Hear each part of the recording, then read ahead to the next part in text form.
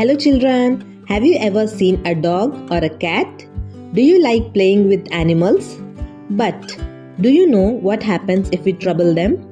Today, through the beautiful poem Kalita Patha, we will learn how a boy learned an important lesson. Let's begin. ಮಕ್ಕಳೇ, ಒಂದು ದಿನ ಒಬ್ಬ ಹುಡುಗ ಹೊಸ ಬಟ್ಟೆ ಹಾಕಿಕೊಂಡು ಶಾಲೆಗೆ ಹೋಗುತ್ತಿದ್ದನು.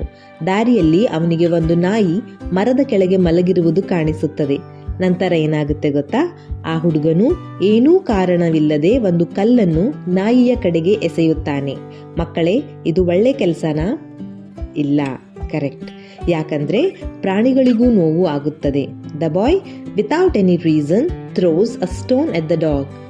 Children, is this the good thing to do? No, because animals also feel pain. ನಾಯಿ ಸಿಟ್ಟಿಗೆದ್ದು ಹುಡುಗನ ಕಡೆಗೆ ಓಡಿ ಬರುತ್ತದೆ. ಹುಡುಗ ತುಂಬಾ ಹೆದರಿ ಓಡುತ್ತಾನೆ. ಅವನಿಗೆ ಭಯವಾಗುತ್ತದೆ. The dog gets angry and runs towards the boy. The boy becomes very scared and starts running.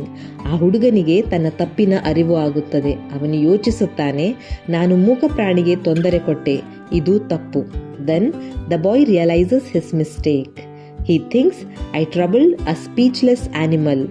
This is wrong. Here, what we learn from this poem, children? We should not hurt speechless animals. We should treat all living beings with love. We should learn from our mistake. ಈ ಪದ್ಯ ನಮಗೆ ಒಳ್ಳೆಯ ಪಾಠವನ್ನು ಕಲಿಸುತ್ತದೆ. ಮೂಕ ಪ್ರಾಣಿಗಳನ್ನು ಕಾಡಬಾರದು.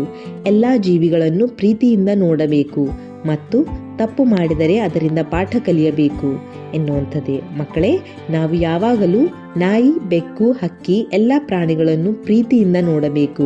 ಅವುಗಳಿಗೂ ಭಾವನೆಗಳು ಇವೆ. ಆದ್ದರಿಂದ ಯಾರಿಗೂ ತೊಂದರೆ ಕೊಡಬಾರದು. Children, we should always treat dogs, cats, birds and all other animals kindly. They also have feelings. So, we should never hurt anyone. Okay children, so I hope you understood this poem very well. So, I'll see you in next video. Till then, like, share, subscribe and take care of you. Bye bye.